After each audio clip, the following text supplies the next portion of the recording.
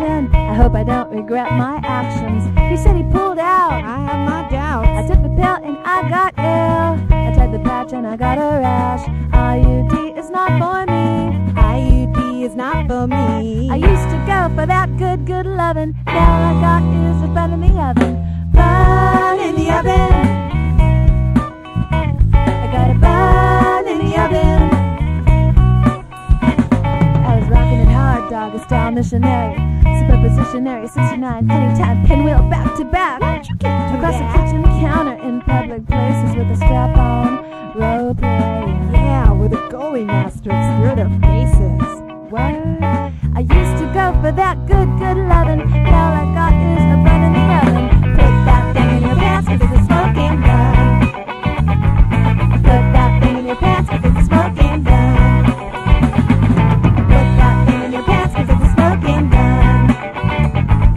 Put that thing in your pants 'cause it's a smoking gun.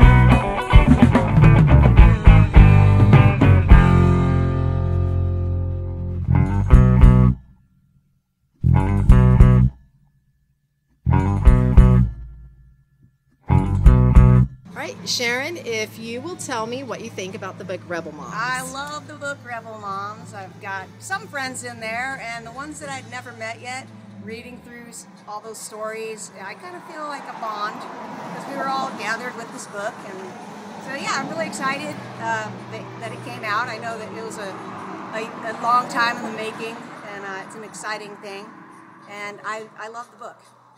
Awesome. And if you could tell me what you hope that new moms get from your story specifically as a Well, I really think that this, just whether you're a musician, a tattoo artist, a dominatrix, or whatever, I'm hoping that if you don't know anybody, you can connect with some of these. I don't know if there are still websites out there. There, some of the websites where you can actually meet other moms that are, have things in common, that you can reach out and, ask questions or exchange ideas on whatever, feel like you're not alone, and that this is okay to just raise your kid how you want them to be, individual, and then, lead by, being a good example. Yeah. And if there was 3 main things that you think Rebel Moms could help parents with to make the world a cooler and better place for kids, what would those 3 things be? Well, I think for starters, I think that a lot of people think that you need to be a certain way to fit in, and a lot of the moms I know have been through, all kinds of stuff, good and bad, and some of the ones that have been through a lot of bad stuff, they come out okay, and stronger people with experiences that they've had, and if they think they can't do something. I really think that when you have your group of people and you connect with people who just do what they think they can, if they have I'm sorry, like trying to ad-lib here. If you got a goal, go after it, and your child's gonna be able to see that you do it. And I think a lot of kids need to see parents that are gonna do what they want to do, go after their passion, go after what makes their heart and soul happy, and they're gonna turn out okay. Our kids are gonna turn out way better than okay, because they're not gonna try and make themselves, or this is what I'm expected to be. They're gonna just be who they are, hopefully. And this is Sharon Needles, currently playing with Hell's Bells, and we are at a wrap.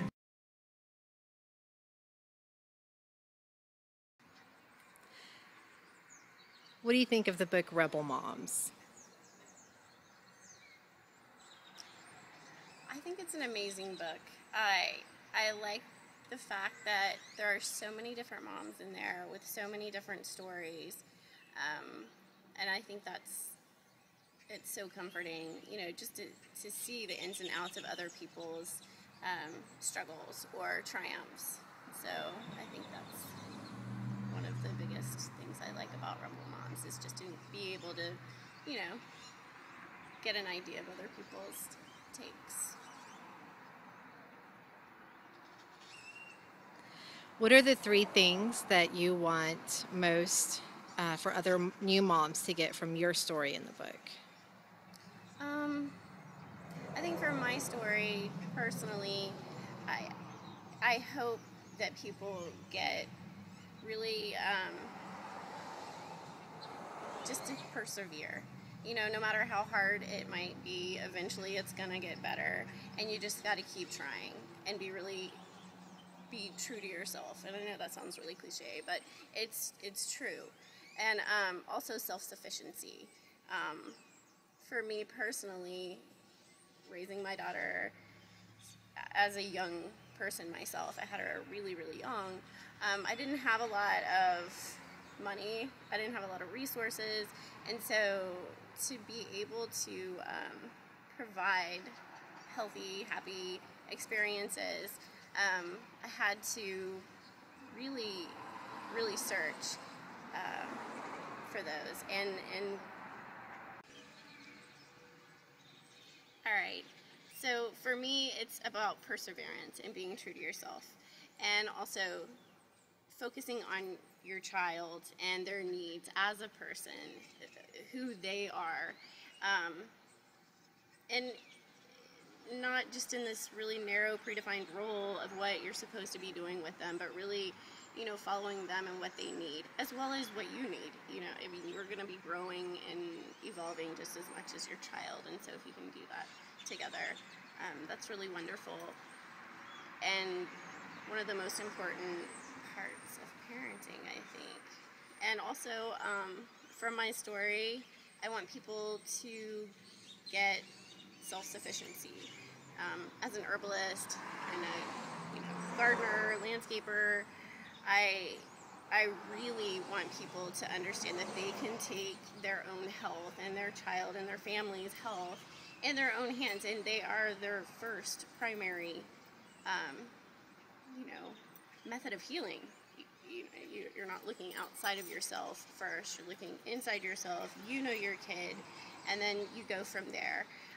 And then there's a lot that you can do in your own home before you go step out to see some doctor or other healer. I mean, you've got to evaluate and look at yourself first, and there's a lot to do. Um, yeah. And what do you think the world can get, or what do you think Rebel Moms will do to help the world be a cooler and better place for parents? I think that Rebel Moms achieves that by opening up the dialogue that is not really there um, most of the time. I mean, it's not talked about, but it's one of the most fundamental, primary things in any society, really, is families and raising children. And, we're in a time where people really can benefit from just having that space and that dialogue and that focus. You know, hey, this is an issue. Y'all are important. Children are important. Parents are important. Let's talk about that. Let's talk about issues. Let's try to make everything, try to make the world a better place.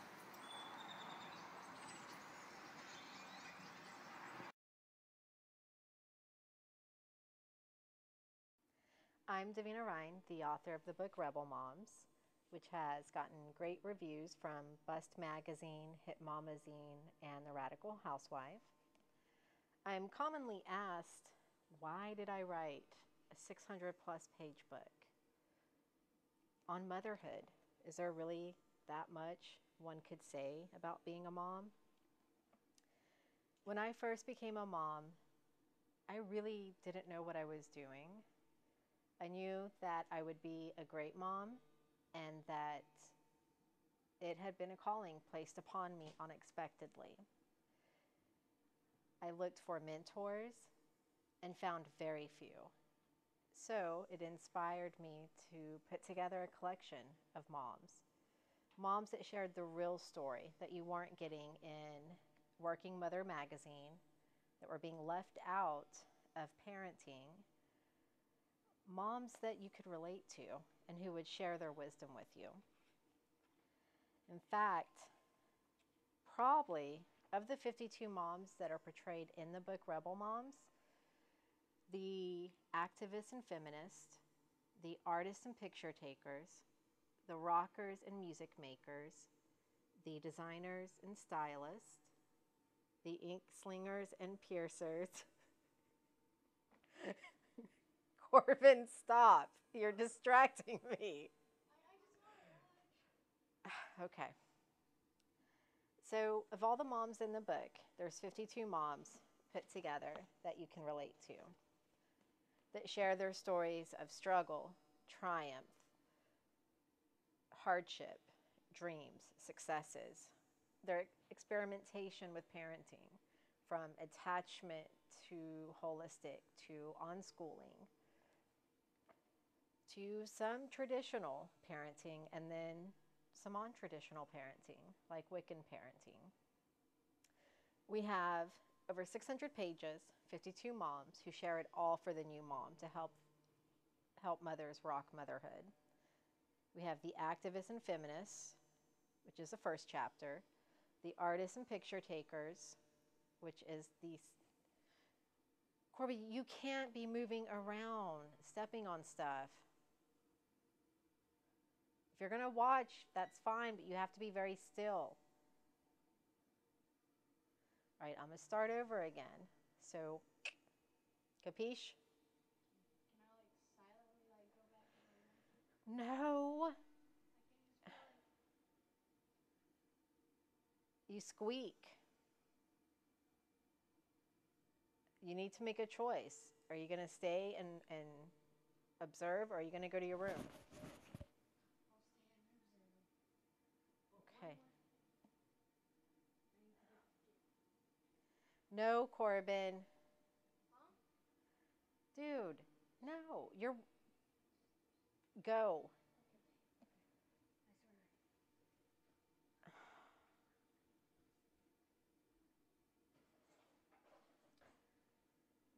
Parenting is full of interruptions, as is life.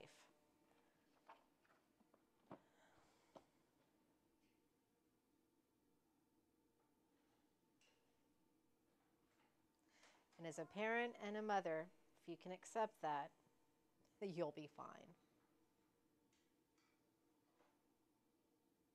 Hurry up.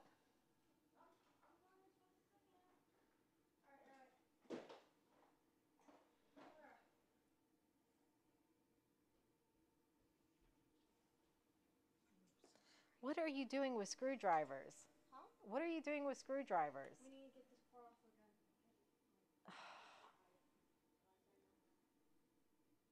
All right, do not come back out. Close the door. Okay. Rebel Moms.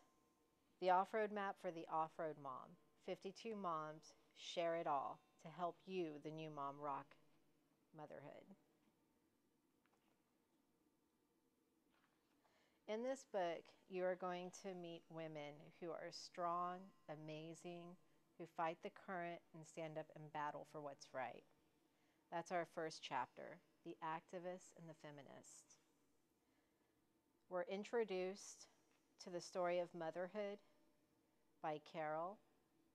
Fuck the system makes for a badass patch, but it is even more badass as a child-rearing ideology. So Carol shares with us her story of going from political activist to motherhood and how the two really are one and the same. Fuck the system makes for a badass patch, but is even more badass as a child-rearing ideology.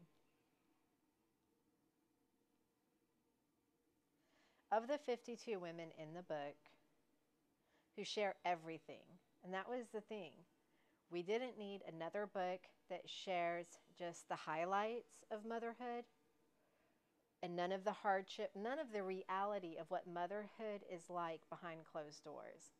And as long as it's still primarily a women's job, regardless of what the lip service says, the bottom line is, if we don't take care of our kids, nobody else will. And our society is not built to enable a mother to walk away. So until society's more balanced, we have a hard job, especially if we have full-time jobs, artistic endeavors. Not to mention, one thing you won't get from what to expect when you're expecting is parenting is hard as hell. And the first few years are tough. In Rebel Moms, you don't have to worry about myths. We shatter all of them.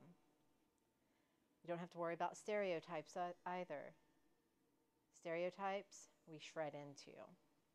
What we do, however, is give you our experience, our tools, and our voices so that you as a new mom have plenty of women to relate to. And you could be in a great position in life, and that is fantastic. You'll be inspired by these sirens. Or you could be going through a really tough situation and you must figure out a better way, especially for you and your child. Our moms have tackled rape, domestic violence, abuse, corporate exploitation, and we have also started small businesses, written books, launched indie careers. We have done a lot. Rebel Moms shares with us The Activists and Feminists, Chapter 1. The Artists and Picture Takers, Chapter 2. The Rockers and Music Makers, Chapter 3. The Designers and Stylists, Chapter 4. The Ink Slingers and Piercers, Chapter 5. The Performers and Warriors, Chapter 6. The Writers and Teachers, Chapter 7. The Students and Shakers, Chapter 8. We have a plethora of mothers to choose from. We have demolition queens, metalheads, cosmetology students, fast food workers. We have dreamers, dog lovers, eBay sellers, Day of the Dead painters, upright bass players, drummers, boxers, roller derby athletes, suicide girl pinups. We have known writers like Ariel Gore, who of course started the hit Mama. We have preschool teachers. We have feminist newspaper writers. We have Janice Martin, the female Elvis, who of course definitely suffered for her choices in merging rock and roll and motherhood. We have Haley Hara, amazing New York City artist and feminist painter. We have Sarah Jane, photographer, art gallery owner. We have Dr. Taj Anwar, founder of MOB, Mothers of Black and Brown Babies. We have Natasha, an amazing Navy veteran. And it goes on and on. There are enough moms in here that their stories will resonate with you. Rebel Moms is definitely for the marginalized mom, the mom who does not find her voice in mainstream media. Rebel Moms helps women through empowerment and honesty. And we don't stop there. We are mentors. We give you the tools. We share with you our experiences so that you can take from it what you need and go forward. The idea for this book sprung from a need I had as a new mom. I was actively looking around for mentors in motherhood and not necessarily of the minivan and cookie stereotype. I had my share of them already in the 2 years of motherhood I had experienced thus far. There had to be more to it, more than selling me stuff or exalting superwoman roles, the common U.S. mom mythology that were out of reach for most of us, and especially myself. I tried hard. And I crashed and burned, which is an experience most moms relate to. We were supposed to be happy. That was the image of motherhood that was being sold to me. And it was definitely bundled up in a beauty standard of perfection and amazing ability to achieve like a weird 1950s housewife phenomena with a corporate job, and everything was supposed to be perfect. As an activist, poet, and essayist, and feminist punk woman, I just knew there had to be communities and real stories out there. I just had to dig. This was in 2002. There was and still is a large hip mama audience, and the movement that's rich in parenting tales. In a matter of weeks, I consumed every available book and article on motherhood, or what I considered real life motherhood. The bulk of it was mostly written and very well written by Ariel Gore, who's also in the book, and the contributor and founder of Hip Mama. So I devoured all of her work, and a book by the amazing Adrienne Rich of Women Born, which opened the lid on Pandora's box. And that was it. There was a definite silence or overall dry run of work from mid-1990s to now. The voice of motherhood and the female experience had grown quiet. Now, of course, it may have been due to 8-hour work weeks between the job, parenting, and school, political activism, and that's if you were me. But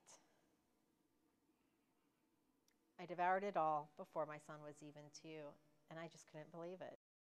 I needed women that I could relate to. I needed their stories, their biographies, their lessons, and their mantras, their shared wisdom, and I needed it urgently and collectively. Not just 1 or 2 personal accounts, but a tribe's worth. Who are they? How did they get to this point in their lives? What are they doing now? What defines their experiences? Are they ostracized and silenced, or having to censor themselves? Or are they having the time of their lives and I don't know, something's wrong with me? Are they finding meaningful work? Are they just having to make do like I was? Are they struggling? Are they fighting for a better way? What are they doing? Why are they doing it? And how are they doing it? That is what Rebel Moms, the book, answers. Those 3 primary questions. Rebel Moms empowers mothers to become Amazons in a world that exploits them, marginalizes them, and puts them down. I needed an authentic, followable, off-the-road map for an off-road mom. Having a lack of one, I decided to help lay out that map. And it's because of that need that you meet all of these amazing women and you share in their experiences. To quote Rebel Mom Stephanie, a mother is never done working. A mother is never not needed. She instills in her children values, ideas, and goals that are kept and remembered for their entire lives. That is why our role as mother is important. But then, to be a mom, if you listen to the mainstream media, means you must put motherhood before everything else. Job, yourself. And you certainly shouldn't be a really feisty, sexy mom. Rebel Mom Winter smashes that. She has fun, she enjoys motherhood, and she enjoys her job as a fabulous LA designer. In fact, she tells us a little bit about her life. If you were to drop by on most days, more than likely the barbecue and stove would be going. The glue gun would be plugged in, and fabric. Cut, start over. Rebel Mom Winter shares a glimpse of what her day starts off like. If you were to drop by on most days, More than likely, the barbecue and stove would be going, the glue gun would be plugged in, and fabric, feathers, and rhinestones would be flying around. And winter is a forceful storm, rocking through town on a smog-filled hot summer day. She lives in LA and designs crotchless panties for the superstars and has for over 10 years. Does that make her a bad mom? If you listen to the mainstream, some would say yes. But she empowers us with her thoughts on the subject. I was scared shitless, scared of maternity clothes, scared of soccer moms, scared of me not being accepted into the mommy world because of who I am. I was scared of losing who I was. I was scared of play dates and gymboree. I was scared of nannies abusing my baby, scared of molesters and drugs. I was scared of raising a child in the time of war. I was scared of my karma. Then I realized who I was, and I could do this on roller skates. And that is the epitome of a sentiment shared by many moms in the book. We're defiant, we're strong, we're definitely going to fight for what's right, and we are definitely going to empower each other and share with each other.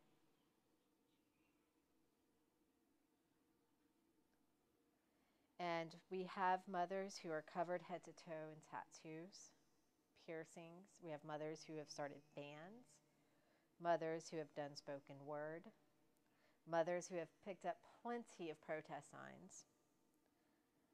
And we have mothers just trying to make ends meet. We have one mom who had lost her job and was trying to figure out how does she take care of her kid, especially in a society that says welfare moms are horrible. We say, screw that.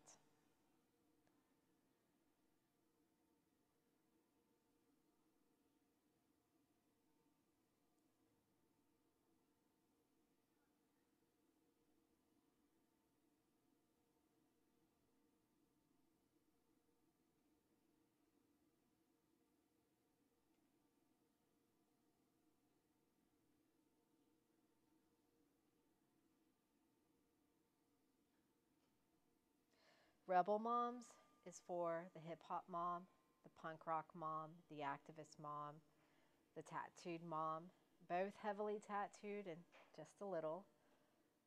Rebel Moms is for the outspoken mom, the marginalized mom, the working class mom, the mom who doesn't fit in, or the mom who feels out of place. It's for any mom that wants to take parenting and motherhood by the balls and do something amazing with it.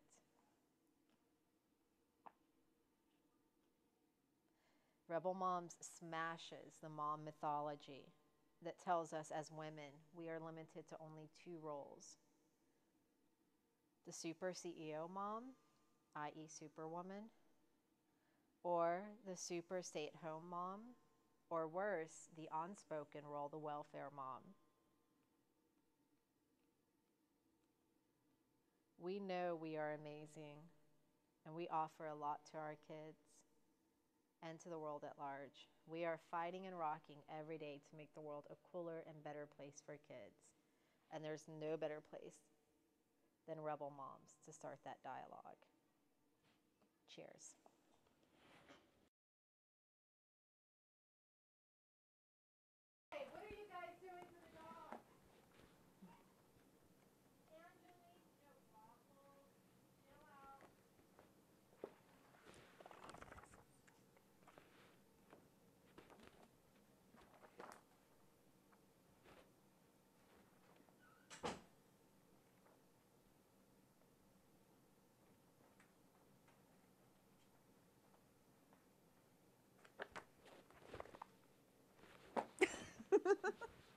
Total goofball.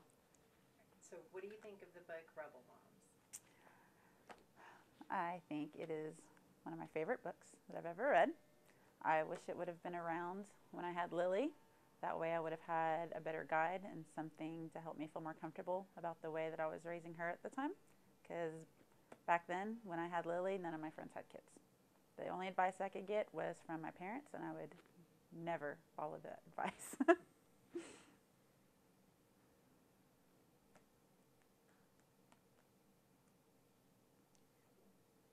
What advice does Rebel Moms offer that you think will benefit the new mom?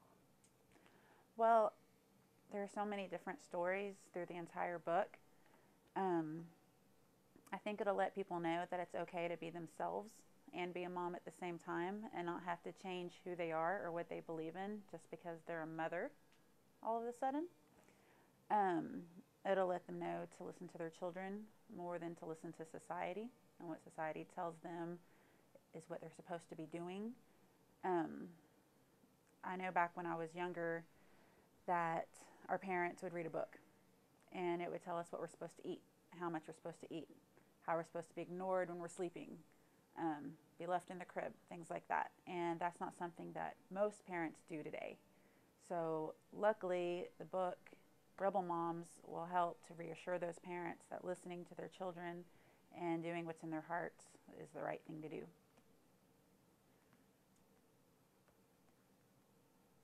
What do you hope moms get from your story that's in Rebel Moms?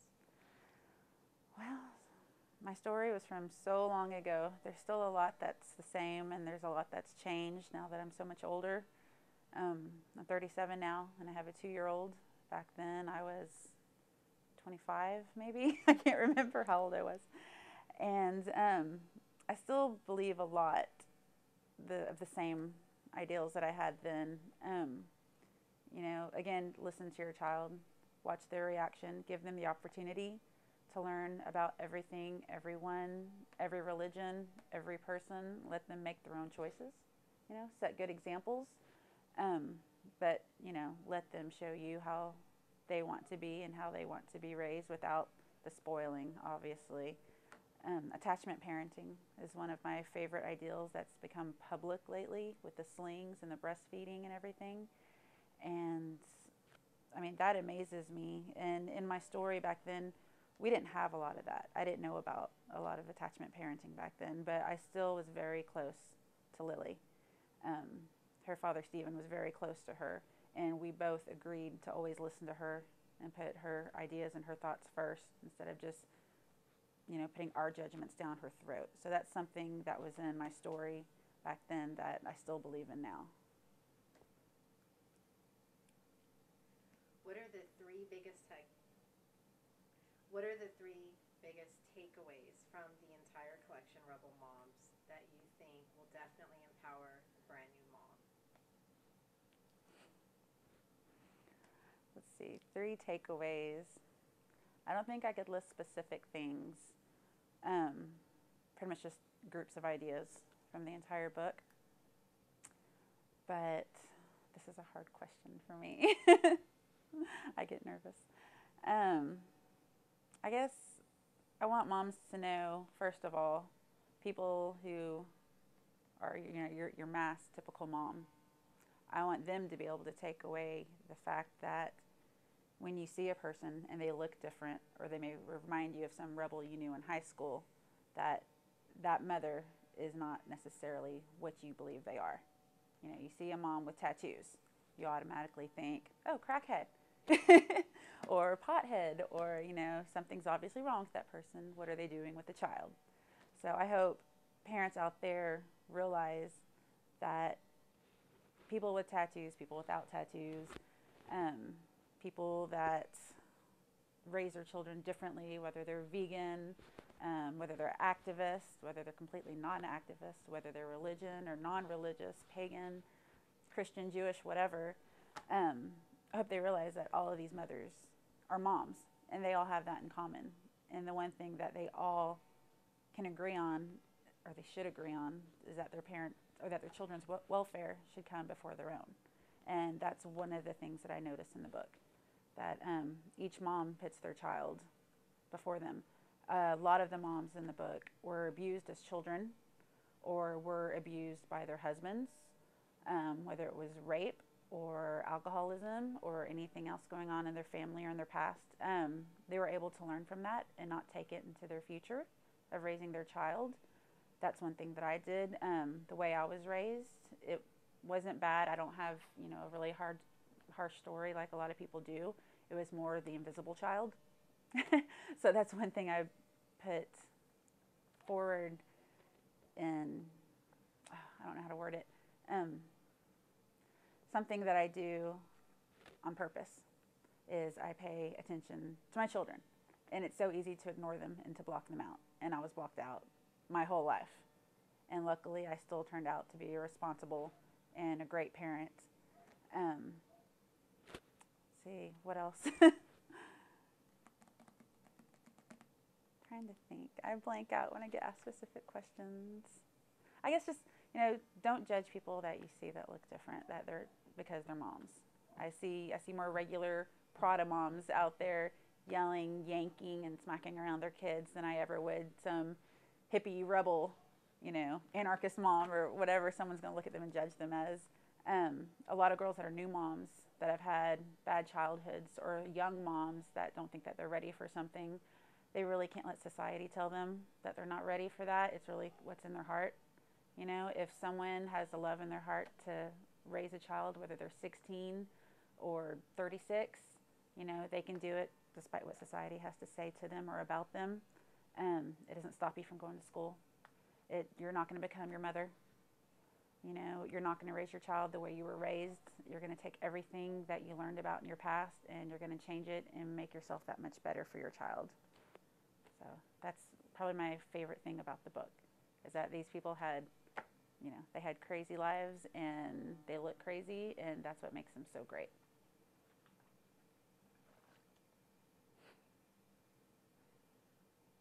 A lot of moms, mainstream moms, have expressed in some feedback I've gotten that they want to get off the bandwagon of the mom mythology, which is primarily either the super CEO mom, or the super soccer mom, or the super stay-at-home mom that can fit into either of those two camps. And that's sort of the limited mythology, except for, of course, the forbidden bad mom, the welfare mom. In what way do you think the stories of these strong, vocal women can help the mainstream mom feel more empowered? That's a really good question, and I like spontaneous questions.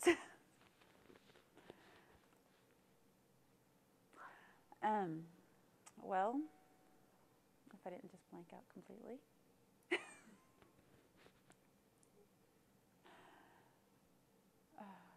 Ask me again. How do you think rebel moms can help empower the mainstream mom who wants to get off the bandwagon of super CEO or super soccer mom or super stay-at-home mom? Okay. Luckily, in the world today, it's actually become very popular to go out of the norm. You're finding doctors getting tattooed, lawyers, stay-at-home moms, CEO people. They're starting to change up a little bit. I've noticed that a lot of parents that I meet at ASI Gymnastics are completely different from me.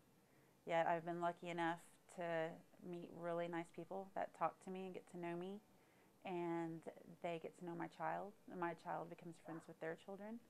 And I think that's helping them to realize that you can look different and be yourself. Because one of the first things they say is, oh, I wish I could do that to my hair. Oh, I wish I could get a tattoo. Oh, I wish I could be more outgoing. And they're realizing that I live a completely normal life and I look completely different than they do, but I still have your typical house. My boyfriend has a very typical job. Those moms I'm making slings for a lot of those moms. So a lot of them are having new babies. And so I'm kind of teaching them about attachment parenting that they haven't learned on NBC. They're learning more about breastfeeding, and they're getting more comfortable about breastfeeding in public, which is great. WIC, you mentioned welfare. WIC is a type of welfare, but not necessarily the kind that you're going to find a bunch of drug addicts or people that are abusing the welfare system using. I go to WIC appointments and I go to the WIC meetings, and they help a lot. And they are very pro breastfeeding. Breastfeed in public, breastfeed everywhere, breastfeed at the restaurant. I don't care where you are, breastfeed, because that's your right. And that makes me extremely happy. And I push that information on to the people that I meet at gymnastics or at work or at Chloe's new school. She's doing a new Mother's Day out. And it's very exciting to meet those people because they see me once again. And at first they're nervous, and then they see me talking to one mom, and they realize, oh, she's not so scary. So they start talking to me as well. It's interesting. But I like that attachment parenting is becoming something very trendy, because whether the parent's doing it for their child or for society, it's benefiting their child, which is all I really care about. So luckily, luckily something that is good for the child is finally popular. I don't know if that answers the question or not. Maybe bits and pieces of it.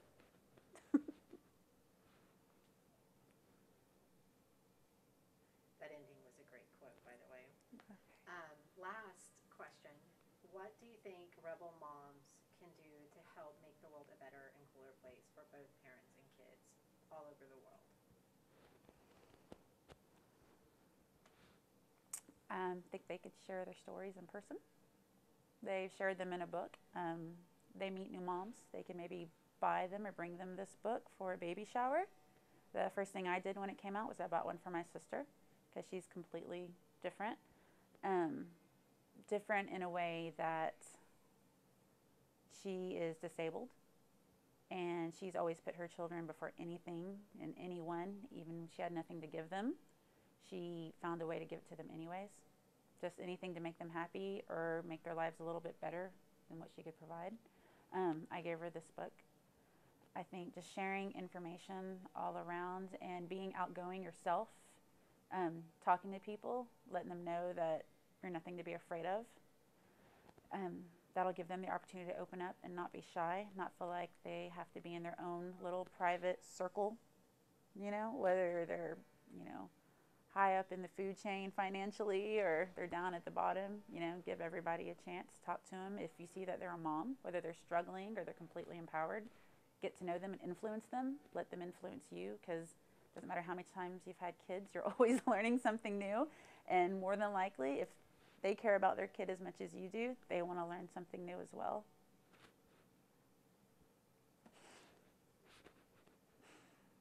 Great job. Thank you. I didn't wait 5 seconds.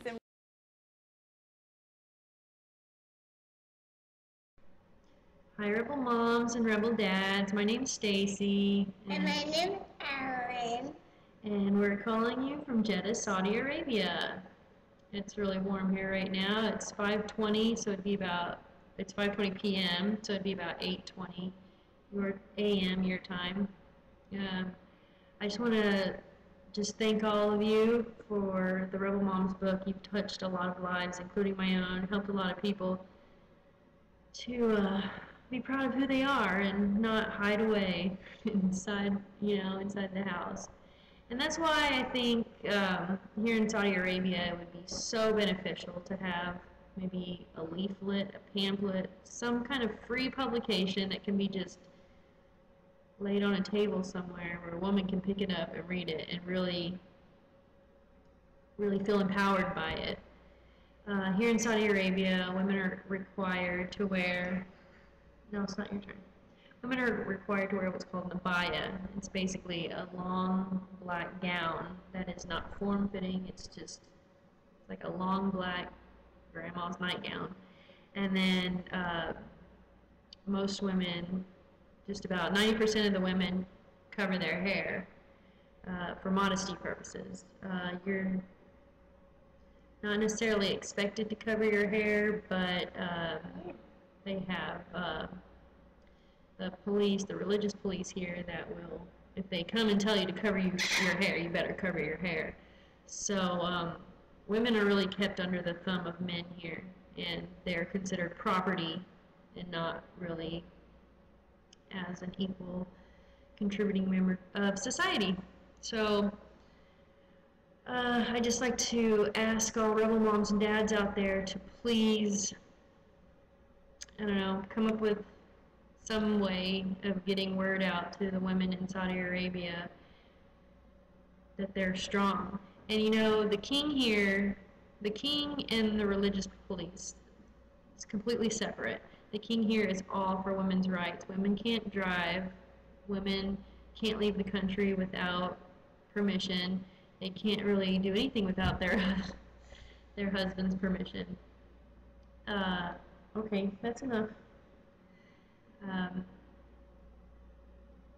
But, you know, something like Rebel Moms books would really help. Just the strong women I've heard from in the book have just really, you know, put a lot of things into perspective. And my husband considers me his equal. We're partners, we're a team. And I think this is all coming off the cuff, you know, I'm not reciting from a script, so I hope somebody gets some use out of this. But anyways, so, and I'm just giving you my examples of what I've seen here. None of this is by what I've seen on the media or read in a newspaper. This is my own experiences and my own, you know, this is all for me. Anyways, so I hope you're all doing well, and I know I'm supposed to make this short, so I hope everyone has a good day, and yeah, go ahead. Everyone say something. Okay, she crashed, sorry. Anyways, bye from the Middle East, and also I would like my daughter to grow up being, you know, she doesn't have to be a rebel mom, she just has to think with her mind and with her heart, and your book is gonna really open a lot of doors for her. Anyways, bye! Bye!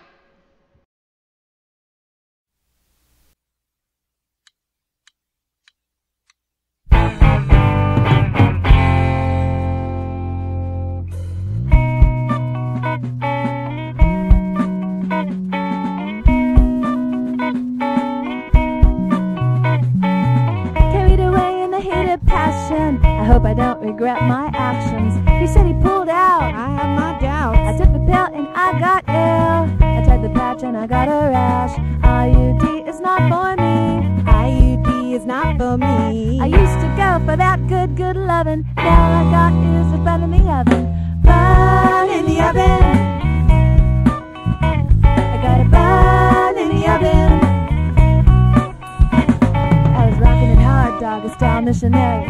Superpositionary, 69, anytime, pinwheel, back to back. Across the kitchen counter in public places with a strap on, role play. Yeah, with a goalie master obscure their faces. What? I used to go for that good, good lovin'. Now I